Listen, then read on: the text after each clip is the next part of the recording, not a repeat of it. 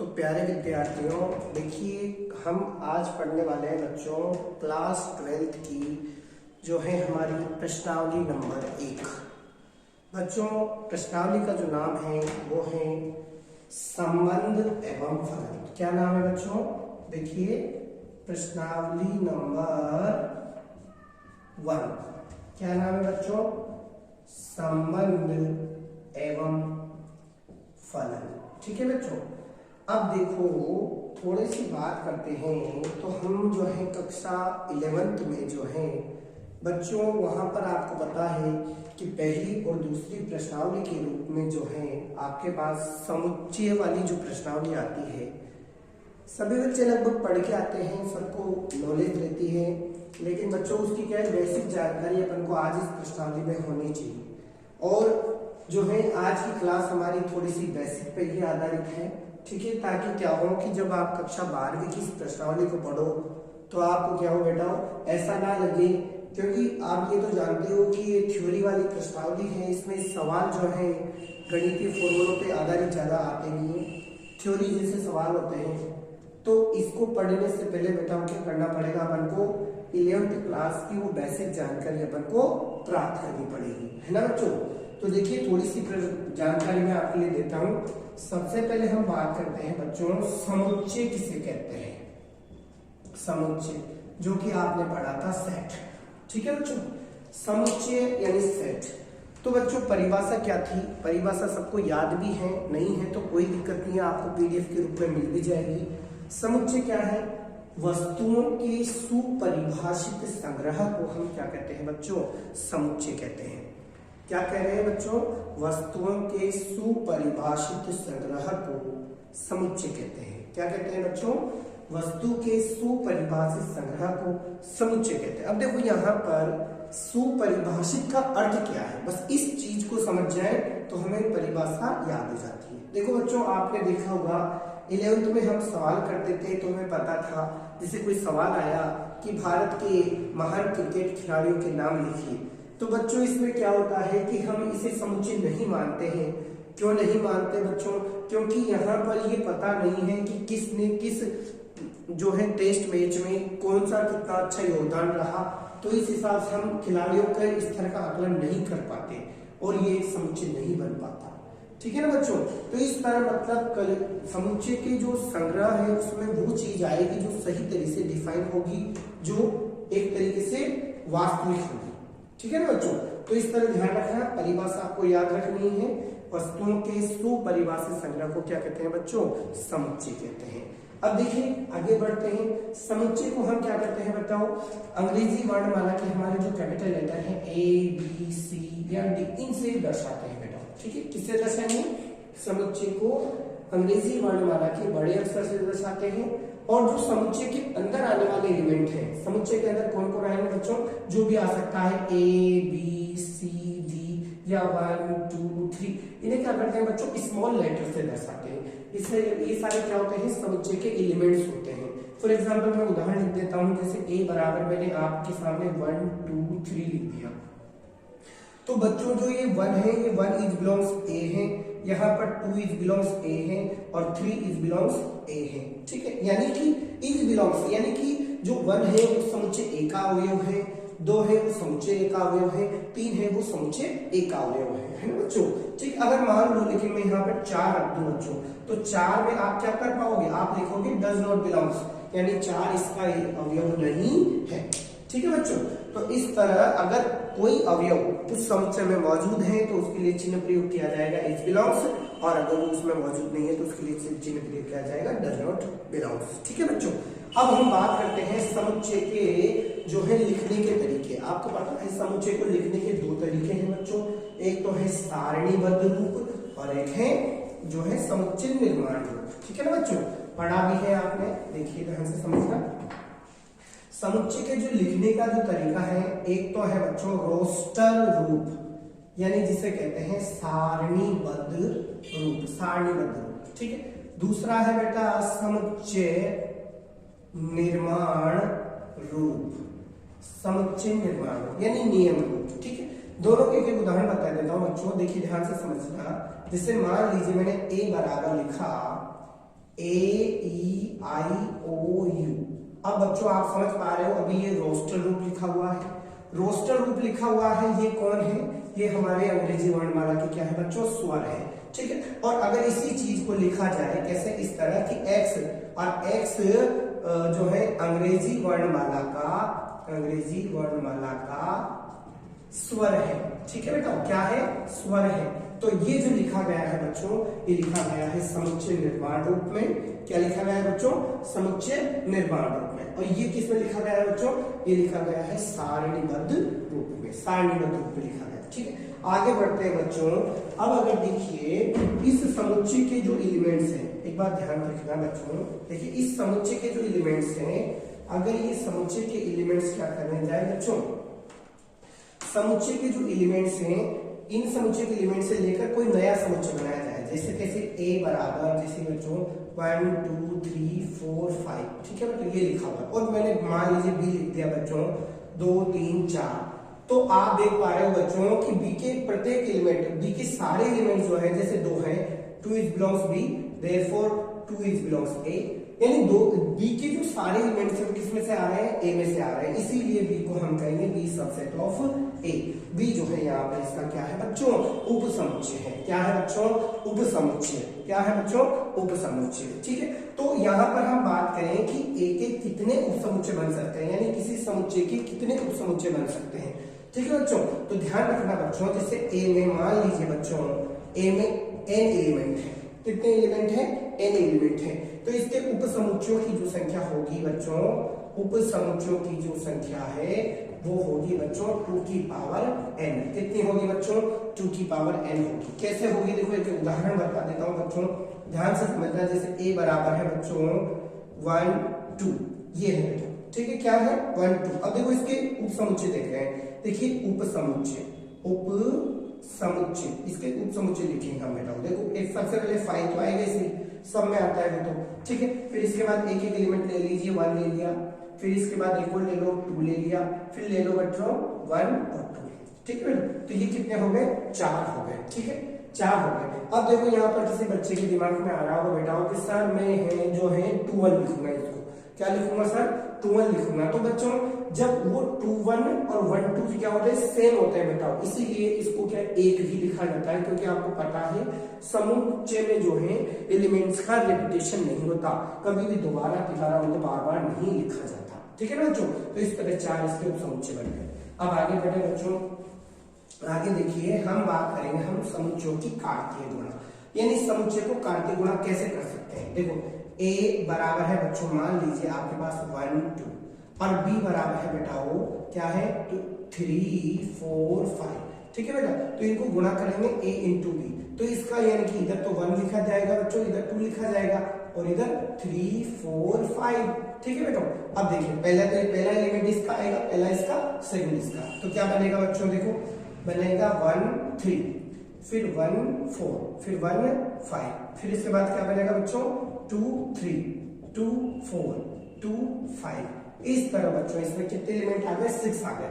यानी कि देखो बेटा हम यहाँ से एक नियम भी निकाल सकते हैं, जिससे नंबर ऑफ A बराबर हमारे पास कितने थे 2, नंबर ऑफ B बराबर कितने थे हमारे पास 3, तो number of A into B में कितने आए बच्चों 6 आए, जो आप 2 इंटू 3 लिख सकते हो, यानी कि 6। तो इस तरह आपके पास सूत्र जो है निकल के आ रहा है, क्या आ रहा है बच्चों, number of A into number of B, ठीक है बच्चों। तो इस तरह का कोई आपसे पूछ ले ऑब्जेक्टिव टाइप क्वेश्चन में कि जैसे मान लीजिए किसी समुच्चय में इतने एलिमेंट हैं, दूसरे में इतने हैं, तो बताओ उनके क्रॉस मल्टीप्लाई में कितने एलिमेंट्स रहे होंगे। तो देख लीजिए बच्चों कितने रहे हैं, दोनों के जो है अवयवों की संख्या को हम गुणा कर देंगे और हमारा आंसर आ जाएगा, ठीक है ना बच्चों। चलो अब आगे बढ़ते हैं बच्चों। अब जो है इसके बाद हम बात करेंगे बच्चों हमारी 12वीं कक्षा की, क्योंकि ये तो बेसिक जानकारी थी जो 11th की थी, आप सबको अवगत कराने के लिए। अब देखो बेटा 12वीं कक्षा में हमारे जो है हम प्रश्नावली पढ़ने वाले हैं संबंध एवं फलन, यानी हमें पढ़ना है बच्चों संबंध, ठीक है। तो संबंध होते क्या है, देखो ध्यान से, समुच्चय देखिए बच्चों 2 समुच्चय हैं A और B, ठीक है। हम पढ़ना क्या चाह रहे हैं बच्चों, संबंध और फलन पढ़ना चाह रहे हैं। तो हमें संबंध पढ़ना है, तो 2 समुच्चय हैं बेटा A और B, ठीक है। तो A का प्रत्येक अवयव यदि बी के किसी न किसी अवयव से संबंध हो तो ये एक रिलेशन होता है बेटा, जिसमें पहला अवयव जो है वो फर्स्ट एलिमेंट वो तो ए से मिलेगा बच्चों, और सेकंड एलिमेंट्स वो बी से मिलेगा। तो ये इज बिलोंग्स रिलेशन में आएंगे बच्चों, ये रिलेशन में माने जाएंगे। यानी दो समुच्चय हैं, उनको क्या किया गया है बच्चों, आपने कार्तीय गुणा किया है। ध्यान से सुनना बच्चों, दो समुच्चय हैं, एक पहला है ए और दूसरा है बी, उनका क्या कर दिया आपने, कार्तीय गुणा कर दिया बच्चों। क्या कर दिया, कार्तीय गुणा कर दिया। तो कार्तीय गुणा करने से बच्चों क्या बन गए, ए क्रॉस बी बन गया, ठीक है, जिसकी एलिमेंट्स की संख्या तुम्हें पता थी कितनी है, m और n। तो m n जो बने हैं उनके जितने भी उपसमुच्चय बन सकते हैं बच्चों, जितने भी उपसमुच्चय बन सकते हैं उन सभी को क्या कह सकते हैं, इनके संबंध हम कह सकते हैं। तो इस तरह बच्चों संबंधों की संख्या, सबसे पहले हम बात करें उपसमुच्चयों की जो संख्या है वो तो है 2 की पावर n, ठीक है। अगर मान लीजिए किसी अवयव किसी समुच्चय में अवयवों की संख्या n है बच्चों, तो उसके उपसमुच्चयों की संख्या 2 की पावर n होती है। कितनी होती है बच्चों, 2 की पावर n होती है। लेकिन हम यहाँ पर बात करेंगे कि a इंटू बी में हमारे पास कितने एलिमेंट हैं, हमारे पास यहाँ पर है m और n एलिमेंट। कितने हैं बच्चों, m और n एलिमेंट है, ठीक है। तो यहाँ पर संबंधों की जो संख्या हो जाएगी वो हो जाएगी बच्चों 2 की पावर mn। ये बहुत ही इंपॉर्टेंट बात है बच्चों, आपके क्या है ऑब्जेक्टिव टाइप क्वेश्चन में ये आ सकता है कि मान लीजिए किसी एक समुच्चय में n एलिमेंट है, दूसरे समुच्चय में n एलिमेंट है, तो बच्चों ये बताइए कि ए और बी में कितने रिलेशन परिभाषित होंगे, ए और बी में कितने रिलेशन परिभाषित होंगे, ये हमसे पूछ सकता है। तो आपको ध्यान रखना है, पहले इनका उपसमुच्चयों की संख्या निकालेंगे टोटल, तो वो हो जाएगी mn, भाई a क्रॉस b निकालेंगे पहले, तो mn एलिमेंट हो जाएंगे उसमें, और उसके उपसमुच्चयों की संख्या जो हो जाएगी बच्चों हो जाएगी 2 की पावर mn। कितनी हो जाएगी बच्चों, 2 की पावर mn। कितनी हो जाएगी बताओ, 2 की पावर mn। और यही जो है उपसमुच्चयों की संख्या है क्या कहलाएगी, संबंधों की संख्या कहलाएगी। तो इस तरह कितने संबंध परिभाषित होंगे बच्चों, 2 की पावर mn संबंध यहाँ पर परिभाषित रहेंगे। एक बार दोबारा फिर समझिए बच्चों, देखिए क्या है कि समुच्चय ए में m एलिमेंट है, समुच्चय बी में n एलिमेंट है, और जो है इनके क्रॉस मल्टीप्लाई में हमें पता है कि mn एलिमेंट हो जाएंगे। कितने हो जाएंगे बच्चों, mn एलिमेंट हो जाएंगे। अब बात करते हैं, देखिए इनके उपसमुच्चयों की संख्या कितनी होगी। अगर किसी समुच्चय में अवयवों की संख्या n होती है बच्चों, तो उसके उपसमुच्चयों की संख्या 2 की पावर n होती है। कितनी होती है, 2 की पावर n होती है। तो इस हिसाब से बच्चों यहाँ पर उपसमुच्चयों की संख्या हो जाएगी 2 की पावर mn, और यही उपसमुच्चयों की जो संख्या है वो संबंधों के रूप में व्यक्त की जाएगी। तो इस तरह संबंधों की संख्या कितनी हुई बताओ, 2 की पावर mn, ठीक है बेटा।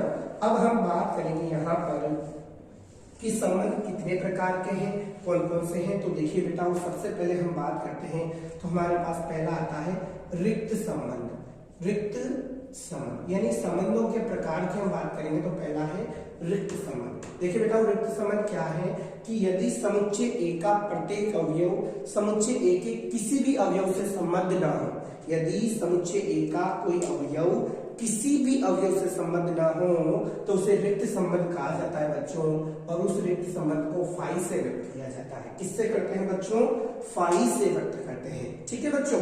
क्या होता है, फाई से व्यक्त करेंगे उसको। तो जो रिक्त संबंध होता है बच्चों वो 1 होता है। कितना होता है, 1 होता है। इसकी संख्या सदैव 1 रहती है बेटा, ठीक है।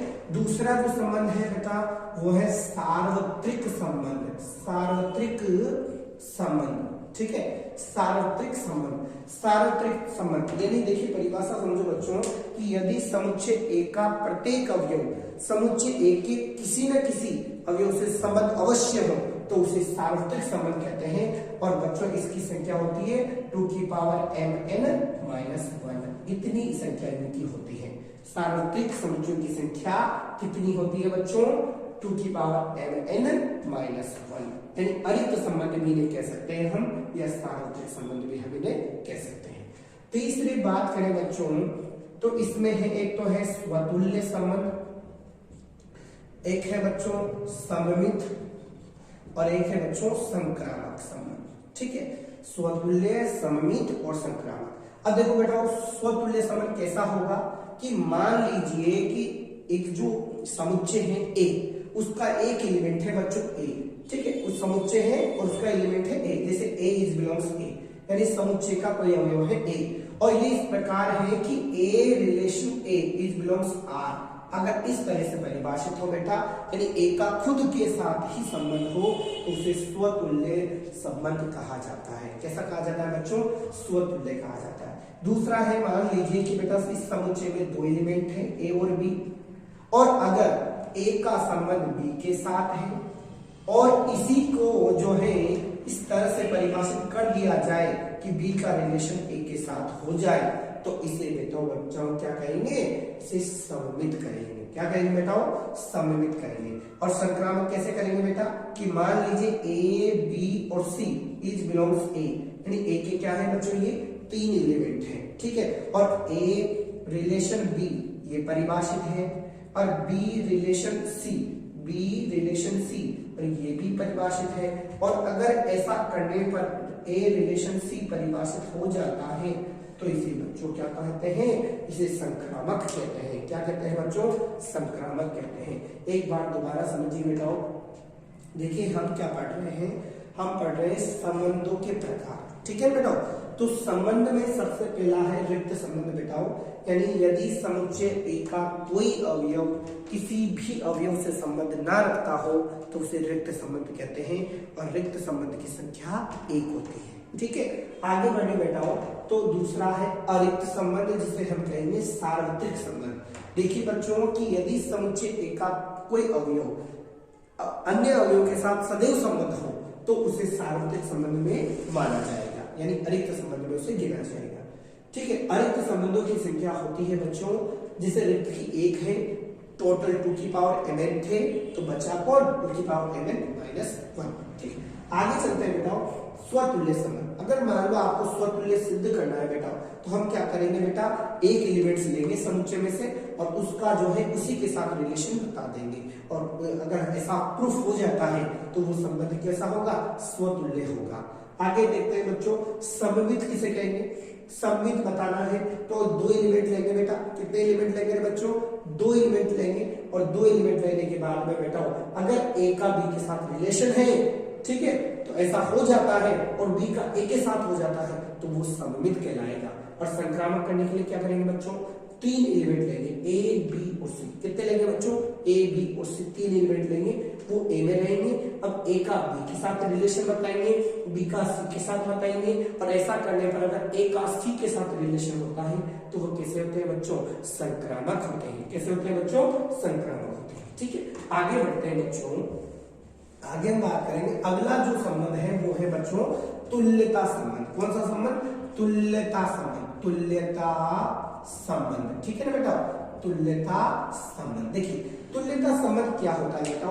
जो संबंध स्वतुल्य, सममित और संक्रामक, जो संबंध स्वतुल्य, सममित और संक्रामक तीनों प्रकार का होता है उसे हम क्या कहते हैं बच्चों? उन्हें हम तुल्यता संबंध कहते हैं। यानी कि आपको अगर तुल्यता संबंध प्रूफ करना है ना बेटा, तो क्या करोगे आप? स्वतुल्य प्रूफ करोगे, सममित प्रूफ करोगे और संक्रामक प्रूफ करोगे, ठीक है ना बच्चों? क्या करोगे? स्वतुल्य, सममित और संक्रामक। अगर तीनों हम प्रूफ कर देंगे तो हमारा संबंध क्या कहलाएगा बच्चों? तुल्यकारी संबंध कहलाएगा, ठीक है। आगे बात करें बेटा, तो हम जो है जैसे जो रिलेशन है, संबंध है, उसका प्रांत और परिसर भी निकाल सकते हैं बच्चों। देखिए प्रांत और परिसर कैसे निकालेंगे? जैसे प्रांत और परिसर ये दो बातें हैं बच्चों। जैसे रिलेशन होता है तो रिलेशन कैसे होता है बच्चों? आपको याद है रिलेशन इस तरह से होता है, ए जिसमें ए इज बिलोंग्स ए और बी इज बिलोंग्स बी, ठीक है बच्चों। ये जो है लिखे गए हैं बच्चों, ये ऑर्डर्ड पेयर के रूप में लिखे हुए हैं। कैसे लिखे हुए बेटा? ऑर्डर्ड पेयर में। ऑर्डर्ड पेयर क्या होता है बताओ? इनमें क्या होता है? क्रम का विशेष महत्व होता है। जैसे ए बी लिखा हुआ है तो ये बराबर नहीं है बी ए के, ठीक है बच्चों। ये ऑर्डर्ड पेयर है, इनमें बराबर नहीं माने जाते इसको, ठीक। अब जो ऑर्डर्ड पेयर के रूप में रिलेशन लिखा हुआ है, दो युग्म है, वो क्रम से लिखे हुए, तो उन्हें ऑर्डर्ड पेयर हम कहेंगे बच्चों। अब देखो ध्यान से समझना, प्रांत। प्रांत होता है बच्चों प्रथम अवयव का सा। ये पहला वाला है ना, आगे आ रहा है, तो इसको प्रथम अवयव कहेंगे, इसको द्वितीय अवयव कहेंगे, ठीक है। तो ये जो प्रांत होता है वो प्रथम अवयव कहलाता है। तो आर का प्रांत क्या होगा बेटा? आर का जो प्रांत होगा वो होगा बच्चों ए, ठीक है, ऐसा होगा और ए होगा और ए बिलोंग्स ए होगा बच्चों, ठीक है। ए जो ए आने वाले यानी आगे आगे वाले एलिमेंट जो है इसके प्रांत कहलाएंगे और आर का जो परिसर होगा बेटा, परिसर क्या होगा, पीछे वाले एलिमेंट यानी कि बी, और बी इज बिलोंग्स बी, ठीक है ना बेटा, जो बी में से एलिमेंट आने वाले हैं वो उसके होंगे। तो ये वेक्टरों क्या हो सकता है, ये बराबर भी हो सकता है ए के या फिर और ये बी के।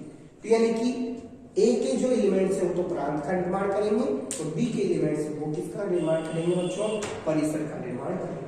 प्रांत को आप जो है डोमेन कह सकते हो और परिसर को रेंज कहते हैं बच्चों, ठीक है ना। तो प्रांत और परिसर ये 11th क्लास की बात है बताओ, ठीक है। प्रांत निकालना है तो क्या करोगे, अगर आपको प्रांत निकालना है तो समुच्चय ए के एलिमेंट्स आएंगे और परिसर निकालना है तो समुच्चय बी के एलिमेंट्स आएंगे।